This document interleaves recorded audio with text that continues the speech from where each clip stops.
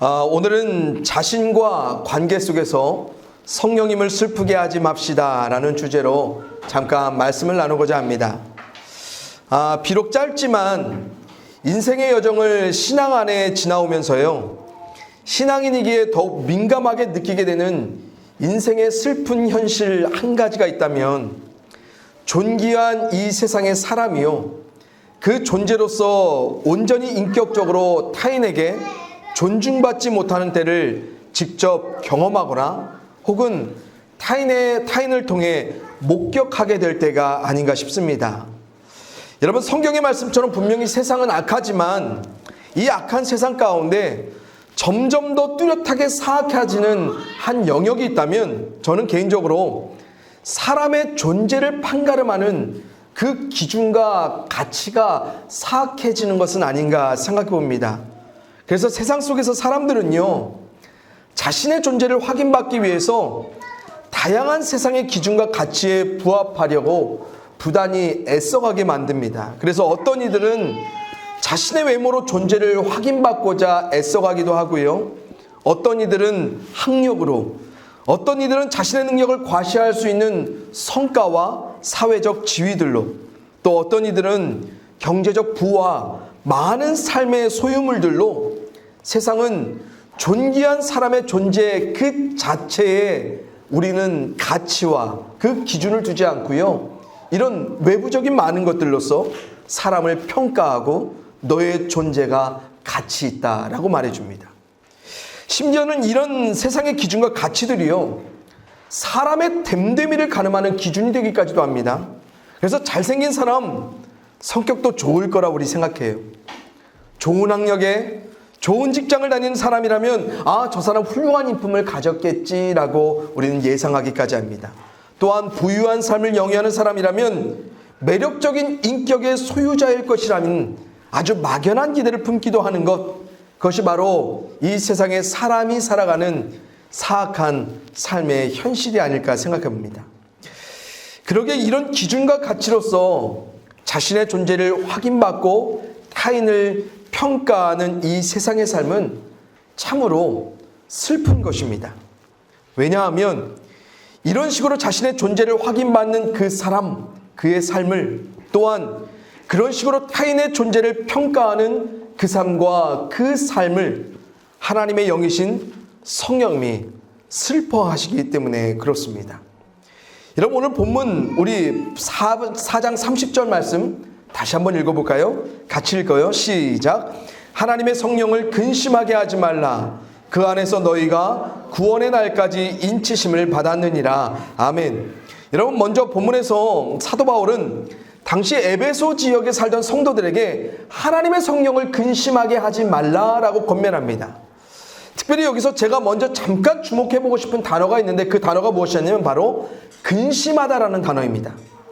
여러분, 일반적으로 근심하면 어떤 상태를 말해요? 한 사람이 어떤 걱정과 염려에 사무친 불안한 마음 상태를 우리는 주로 근심하는 상태라 말합니다. 그래서 우리는 마치 당시 에베소 성도들이요, 성령님께 걱정덩어리처럼 성령님의 마음을 꽤나 불안하게 했었고, 그래서 성령님께서도 그들의 삶 곁에서 불안정함을 느끼셨던 것은 아닐까라고 생각할 수도 있습니다. 그러나 개역개정 성경에서 근심하다라고 번역된 이 헬라어 단어 리페오라는 단어는요, 원래 어떤 의미를 갖냐면요, 누군가를 괴롭히다, 슬프게 하다, 몹시 슬프게 하다라는 뜻을 가지고 있습니다. 그래서 이 원어의 의미 그대로 표준 세번역 성경에서는 이렇게 말합니다. 하나님의 성령을 슬프게 하지 마십시오라고 번역해요.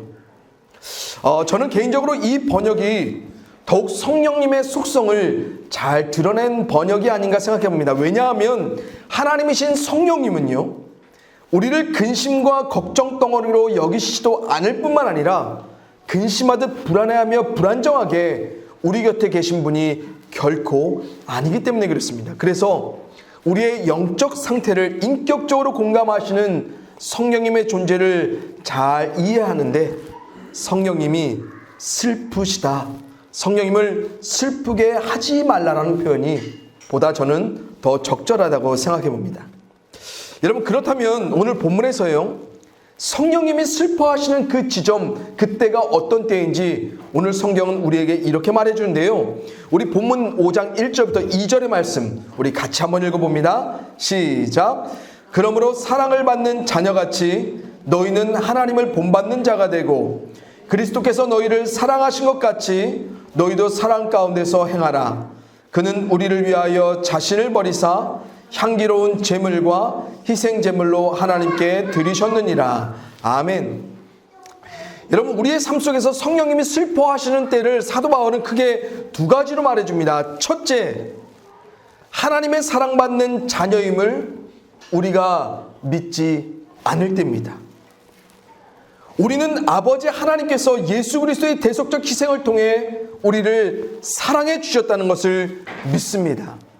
또한 우리로 계속해서 성령님께서 믿게 하시면서 우리 가운데 도장을 꾹 눌러주는 한 가지 진리가 있습니다. 그것이 무엇입니까? 그 사랑 안에서 우리가 구원의 날까지, 즉 예수님 다시 오시는 그날까지 우리는 하나님의 사랑받는 자녀로 살게 될 것이라는 것을 성령님이 우리의 마음속에 날마다 인쳐주십니다.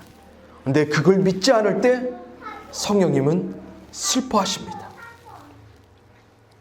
이 진리 가운데 우리가 멀어지거나 이 진리를 망각하거나 이 진리를 외면하며 살아갈 때 성령님은 그때마다 우리를 통하여서 슬퍼하신다. 오늘 성경은 말합니다. 더불어 둘째로요, 우리와 같이 하나님의 사랑받는 그 누군가, 또한 하나님의 사랑받을 그 누군가를 하나님 사랑 본받아 우리가 사랑하며 살지 않을 때 성령님은 슬퍼하신다. 사도 바울은 말합니다. 다시 말해서요, 이미 하나님의 사랑받고 있음을 믿는 우리 자신과 또한 하나님의 사랑받는 이 세상의 사람들이 하나님의 사랑받는 자녀된 우리를 통해 사랑받지 못할 때 성령님은 슬퍼하신다라고 오늘 성경은 말해주고 있습니다. 그렇다면 먼저 하나님의 사랑받는 자녀된 우리 자신에게 한번 물어보겠습니다. 사랑하는 성도님들, 여러분들은 매일의 삶 속에서 세상 그 어떤 것으로도 혹은 세상 그 어떤 누구에게도 사랑받지 못할지라도 아버지 하나님의 사랑받는 자로서 자신의 존재를 날마다 성령 안에서 확인하고 또 확인받으며 살아가고 계십니까?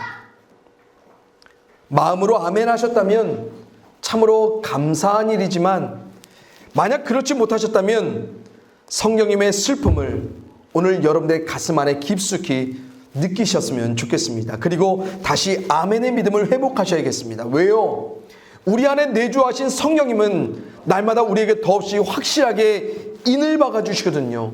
우리는 만물의 주인 되신 하나님의 사랑받는 자녀라고요. 우리는 끝까지 예수님 안에서 만복의 근원 되신 하나님의 한없는 사랑 받을 자녀라고 성령님은 말해주고 계시기 때문에 그렇습니다. 그런데 오늘날 하나님의 사랑받는 자녀됨을 믿는 우리의 삶 속에서 이런 우리 자신의 존재적 확신이요, 점점 불분명해지고 불확실해지고 있음이 확연하게 드러나고 있습니다. 그래서 우리에게는 성령님이 슬퍼하시는 그 삶의 한 병적 증상이 나타나는데요. 이런 증상을 천주교 사제이자 영성신학자로 계셨던 헨리 나우엔이 이렇게 지적해 줍니다. 제가 읽어드려요. 세월이 갈수록 나는 우리 삶의 최대의 덫은 성공이나 인기나 권력이 아니라 자기 거부라는 사실을 깨닫는다. 자신이 사랑받지 못할 쓸모없는 존재라는 음성들을 우리가 믿을 때 성공과 인기와 권력은 그만큼 매력 있는 대안으로 다가오기 쉽다. 하지만 진짜 덫은 자기 거부다. 자기 거부는 영적 삶의 최대의 적이다. 우리를 사랑받는 자라 부르시는 거룩한 음성에 역행하기 때문이다. 사랑받는 자라는 사실이야말로 우리 존재의 핵심 진리다라고 말씀해 주십니다. 여러분, 이분께서 인생의 세월을 통해 발견한 아주 통찰력 있는 지적처럼 성령님이 더없이 슬퍼하실 영적 병명, 그게 무엇입니까? 그것은 바로 자기 거부, 즉 하나님의 사랑받는 자녀된 우리 스스로가 이 진리를, 이 거룩한 음성을 거부해가며 살아가는 것입니다. 그래서 자기 거부라는 이 영적 질병에 따른 한 가지 증상이 나타나요. 뭡니까? 그것은 바로 우리 스스로가 누군가의 사랑받는 존재됨을 확인받고자 하나님을 대신해 매력적인 대안을 하나하나 찾아간다는 것입니다. 그것이 뭐예요? 때로는 성공이 될 수 있고요, 때로는 인기가 될 수 있고요, 때로는 권력이 될 수 있고, 때로는 그것이 경제적 부여가 될 수 있고, 사회적 지위가 될 수 있습니다. 우리는 하나님을 대신해 이런 것들로 자신이 사랑받는 존재됨을 확인받길 바라며 대신 누구를 거부해 갈 때가 있어요?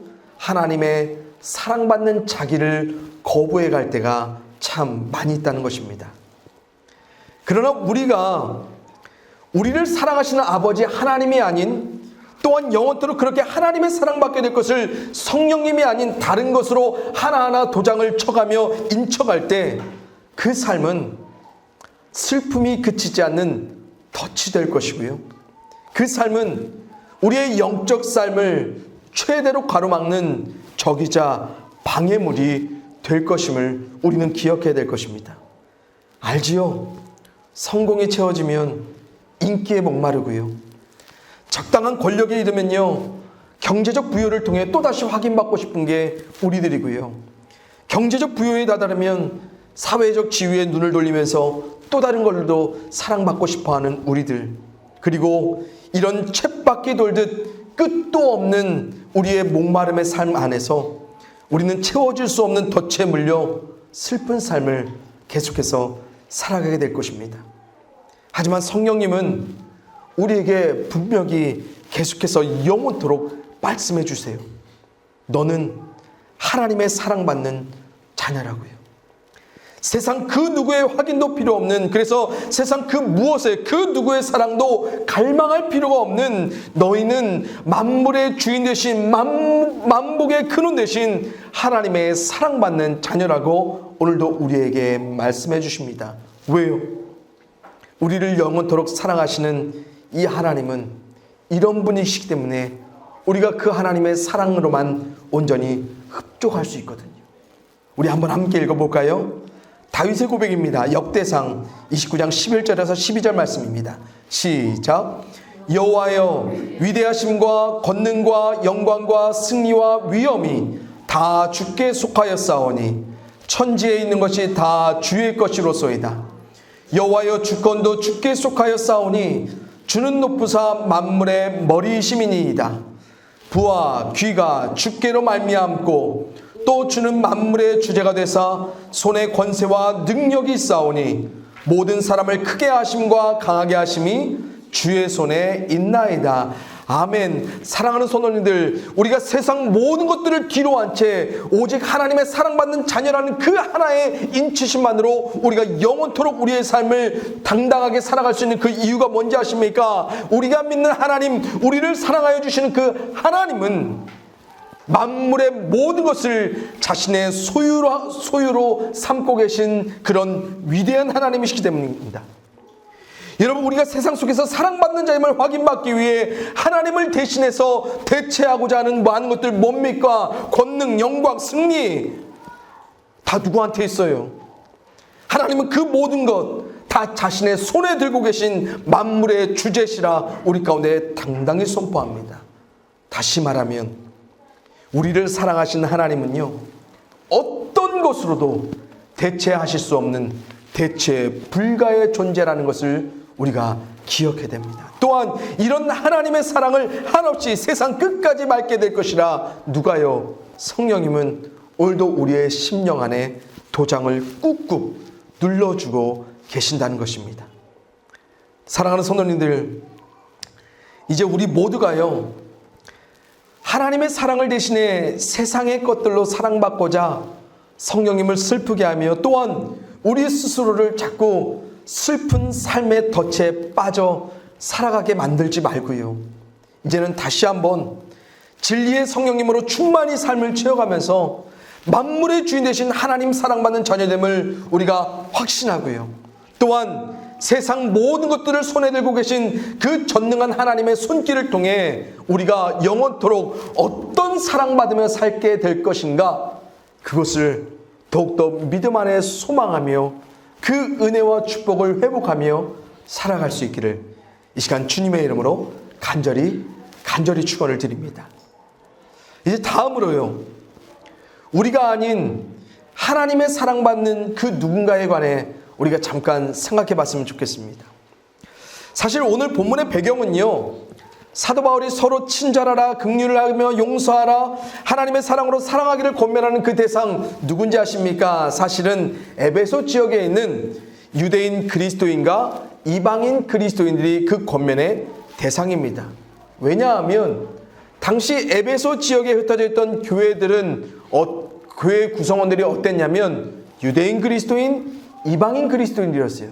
근데 그들 간에 어떻게 하냐면 두 그룹 간에 치열한 분쟁과 갈등이 계속해서 여러 문제들로 이어져 왔습니다. 바로 그 상황에서 사도 바울이 오늘 본문의 말씀을 권면한 겁니다. 그런데 여러분 보세요. 교회의 성도들 사이에 지금 사람도 슬퍼할 수 있을 만한 일이지만 성령님이 슬퍼하실 어떤 일이 벌어지고 있냐면 본문 4장 31절 32절에 이렇게 말합니다. 너희는 모든 악독과 노함과 분냄과 떠드는 것과 비방하는 것을 모든 악의와 함께 버리고 서로 친절하게 하며 불쌍히 여기며 서로 용서하기를 하나님이 그리스도 안에서 너희를 용서하심과 같이 하라라고 말합니다. 여러분, 이 상황이 어떤 상황이에요? 지금 유대인 그리스도인들과 이방인 그리스도인들 모두 똑같이 어떤 존재입니까? 예수 그리스도 안에서 하나님의 사랑받는 자녀된 존재들입니다. 그런데 그들이 서로를 향해 어떻게 반응해 가고 있다고 말하며 먼저 악독이요. 여러분, 악독이란 원어로요 어떤 의미를 갖고 있냐면 화해를 거부하는 몹시 강한 분노와 증오의 상태를 의미합니다. 그럼 뭐예요? 지금 이들에겐 서로 화해하고 화합하고자 하는 그 마음 자체가 없어요. 그리고 서로를 받지 않으려는 아주 고약한 독한 마음이 가득해요. 그리고 계속해서 그런 마음 안에서 어떤 일이 벌어집니까? 노함과 분냄의 상태가 서로에게 가득합니다. 특별히 노함과 분냄이란 사람의 분노를 가리키는 동의어입니다. 그런데 굳이 이 두 단어의 의미를 구별해 본다면 노함이란 단어는요, 분출된 격렬한 분노를 의미하고요, 분냄이란 단지 화가 난 상태를 의미합니다. 그런데 악독한 마음으로 서로가 되지 않은 상황에서 그들의 분노는 어떻게 해요? 가만히 부글부글 끓고만 있어요? 아니요. 결국 표출됩니다. 어떻게 해요? 떠드는 것과 비방하는 것으로요. 특별히 여기서 떠든다는 이 단어는요, 원어상으로 어떤 의미를 갖냐면 고함을 치며 비명을 지르는 것을 의미합니다.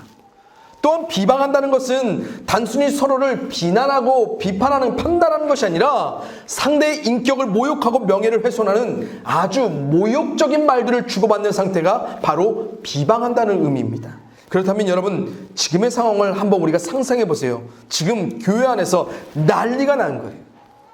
서로를 향해 고함치며 소리 지르고요, 상대의 인격과 명예를 더럽히는 말을 거침없이 쏟아내면서 아주 추태를 부리고 있는 장면이 바로 이 에베소 교회들에서 성도들 안에 이루어지고 있습니다. 심지어 이런 모든 일들 너무나 뭐한 거예요? 악의적인 거예요.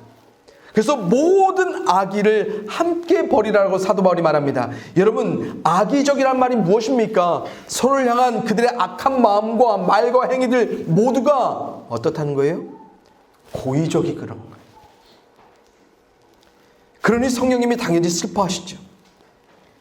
하나님의 사랑받는 자녀라는 사람들이 예수 그리스도의 희생의 핏값으로 세워진 교회에서 이런 악한 일들이 종합적으로 마음과 말과 행위로 그것도 고의적으로 서로 주고받으니 얼마나 성령님이 통탄하며 슬퍼하시겠습니까? 하나님이 이런 자들을 사랑하시기 위해 당신의 독생자를 희생해 주셨는데, 하나님이 이런 자들의 모임인 교회를 위해 당신의 사랑을 세상과 나누기를 원하셨는데 이처럼 슬픈 일이 어디 있겠어요? 성도님들, 우리말 격언 중에 이런 말 있지요. 안에서 새는 바가지 어디에서도 새요? 밖에서도 샌다라는 말이 있어요. 여러분, 성도들끼리 교회에서 이렇게 박터지게 악하게 싸우는데 이런 성도들 세상에서는 사람들과 이렇게 안 싸우겠어요? 이토록 서로에게 불친절하며 서로를 헤아리는 긍휼함이 없이 서로 용서 못하는 그들이 세계관이 다르고 가치관이 다른 천지차인 이 세상에서 그 누군가와는 그렇게 안 싸우겠냐는 거예요. 우리와 애초부터 싸우려 드는 이 세상에서 우리는 그럼 더하면 더했지 절대 덜하지 않을 것입니다. 그래서 오늘 본문에서 사도 바울은요, 서로를 향한 모든 악함을 버리고 서로를 향해 친절하고 긍휼하고 용서를 베풀 그 이유와 목적을 서로 상대방에서 혹은 자신에게서 찾게 하지 않습니다. 다시 말해, 야, 유대인들인 너희들이 먼저 믿었으니까 그래도 먼저 믿은 너희들이 좀 더 이방인 성도들에게 친절해야지, 좀 더 긍휼한 마음으로 이방인 그리스도를 용서해야지, 그렇게 말하지 않아요. 이방인 그리스도인들에게도 야, 유대인들이 그런다고 너희들도 그렇게 맞받아치면 되겠어? 그래도 너희들 유대인 성도들 덕분에 너희들 하나님 믿고 예수님 믿고 하나님의 사랑받는 자녀로서 알게 된 거잖아. 그러니까 감사한 마음으로 친절히 대해, 긍휼한 마음으로 용서하며 살아, 그렇게 말하지 않아요. 사도 바울은 그들이 마땅히 서로에게 베풀어야 할 그 친절과 긍휼과 용서 모두의 이유와 목적을 누구로부터요? 오직 하나님 사랑으로부터 이야기합니다. 그리고 그들이 하나님의 사랑받는 자녀되기까지 하나님이 사랑하셨던 그 방법, 바로 예수님이 희생의 사랑으로 하나님께 순종하셨던 것만을 오직 근거로서 권면하고 있습니다. 사랑하는 성도님들, 하나님의 사랑받는 자녀로서 우리가 이 세상 그 모두와 나눠야 될 사랑의 이유와 목적은 오직 하나님의 사랑을 본받는 그 이유밖에는 없습니다. 하나님이 이 세상을 사랑하사 독생자를 주셨다고 말씀하셨을 때 세상 모두는 하나님의 사랑받는 자녀에서 하나님의 사랑받을 그 존재로부터 한 번도 배제된 적이 없어요. 그렇기 때문에 우리에게 하나님의 사랑받을 그 자녀는, 사랑받는 그 자녀는 누가 되는 거예요? 이 세상 모두가 되는 거예요. 그들 모두에게 하나님 말씀하십니다. 내 사랑 본받아 사랑해. 내가 예수를 통하여서 보인 그 사랑으로 너희도 향기로운 사랑, 희생의 사랑을 내 앞에서 드려가라고 말하고 있습니다. 그러게 그리스도인들 사이에서나 우리들의 모임인 교회에서나 비그리스도인들이 넘치는 세상에서나 언제나 우리는 같은 사랑을 나눕니다. 바로 하나님의 사랑을 원천 삼아 그분을 본받는 친절로, 긍휼로, 용서를 우리는 사랑으로 나눠가는 것입니다. 여러분, 세상을 사는 우리들 가운데 특별히 성령님이 슬퍼하시는 지점이 있습니다. 교인들끼리 그래도 사랑하죠. 교회에서는 그래도 나름 친절하게 긍휼을 여기면서 서로에게 용서를 베풀어 가는데, 교회만 떠나면, 그리스도인 공동체만 떠나면 세상에서는 그 사랑 절대로 안 나누려는 우리들이 있습니다. 하지만 성도님들, 바로 거기에서 우리가 나눠야 될 게 하나님의 사랑입니다. 우리의 친절과 긍휼과 용서는요, 상대에게서 찾는 것이 아니라 하나님의 사랑받는 자녀된 우리 자신에게서 찾습니다. 더 궁극적으로는 세상 모두를 사랑하시는 하나님에게서 우리는 찾아야 한다는 것을 오늘 성경은 분명히 해줍니다. 그러기에 오늘도 하나님의 사랑받는 자녀로서 우리는 세상 어디에서나 그 누구에게나 친절하게 긍휼한 마음을 담아서 상대를 용서하며 살아가는 하나님의 사랑받는 자녀로서의 그 사랑을 우리는 하나님을 본받아 살아가야 되는 것입니다. 여러분, 이런 사랑의 삶은 하나님의 사랑받는 우리의 삶 속에 성령님이요 끝까지 도전하시고 끝까지 우리를 그런 훈련받는 삶으로 이뤄나가실 것입니다. 그렇기 때문에 그러한 삶의 자리들이 주어진다면, 그러한 사람들이 내 삶 가운데 마주된다면 우리는 어떻게 해야 되는 거예요? 믿음으로 거기서 순종해야 되는 것입니다. 상대를 사랑하지 않아도, 내 마음 결코 슬퍼하지 않을지라도 그런 마음에서 여러분들 너무 괜찮아하지 마시기 바랍니다. 그 누군가를 사랑하지 않아도 우리를 슬프게 하지 않는 이 세상으로부터 만족해하지 않았으면 좋겠습니다. 왜냐하면 오늘도 살아있는 진리의 말씀은 성령님을 통해 우리에게 이렇게 도전하기 때문에 그렇습니다. 우리 자신과 세상이 슬퍼하지 않아도 그 자리에서 하나님의 영이신 성령님이 슬퍼하신다 말씀하시기 때문에 그렇습니다. 이 시간 우리 함께 찬양을 부르고요, 우리 함께 잠깐 기도하도록 하겠습니다. 사랑의 아버지 하나님, 너무너무 감사합니다. 우리가 하나님을 먼저 사랑하기 이전에 하나님께서 예수님의 십자가의 그 은혜로서 우리를 충만하게 사랑하여 주시옵시고, 그 충만한 사랑을 우리에게 영원토록 주님 다시 만나는 그날까지 받게 될 것이라 성령님을 통하여서 확증하여 인을 박아주시니 너무너무 감사합니다. 하나님, 그러나 우리가 자꾸만 이 사랑으로부터, 이 진리로부터 많이 멀어집니다. 그래서 멀어진 그 삶 속에 하나님을 대신하고 대체할 또 다른 사랑의 대상들을 우리가 찾아갑니다. 그 삶을 성령님이 슬퍼하신다 말씀하셨사오매, 성령님이 기뻐하실 그 삶, 하나님의 사랑받는 자녀로서의 영원한 그 삶을 우리가 다시 한번 믿음으로 살아갈 수 있도록 도와주시옵시고, 만물의 주권자 되신, 만물의 모든 것들을 소유하신 그 위대한 전능한 하나님을, 하나님의 사랑받는 그 삶을 우리가 더욱더 믿음 안에 소망하며 살아갈 수 있도록 성령님, 우리 성도들에게 그 마음을 물 붓듯이 충만하게 부어 주시옵소서.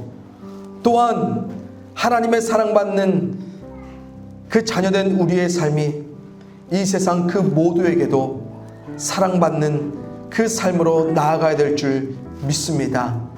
성령님께서 그 삶을 우리의 삶의 평생에 도전하며 인도하실 때면 우리가 하나님의 사랑 본받아 용서와 친절을, 긍휼을 베풀어 갈 수 있도록 주께서 힘과 용기와 은혜를 더하여 주시옵소서. 그래서 우리와 마주한 그 누군가가 하나님의 사랑받는 나를 통해 하나님의 사랑을 발견하게 하시고, 하나님의 사랑 발견한 그 누군가가 하나님의 사랑을 믿는 자로 변화될 수 있도록 주께서 역사하여 주시옵소서. 이 충만한 역사 가운데 우리 성도님들 모두가 날마다 순종해 갈 수 있기를 소원합니다. 성령님 함께하여 주시옵소서. 이번 한 주간에도 우리의 삶에 넘치도록 부어주실 하나님의 그 사랑을 소망합니다. 주의 사랑 가득한 삶을 우리 모두가 매일의 삶으로 살아가게 하여 주시옵소서. 감사를 드리옵고 사랑의 모든 것 되어주신 예수 그리스도의 이름으로 감사하며 축복하며 기도합니다. 아멘.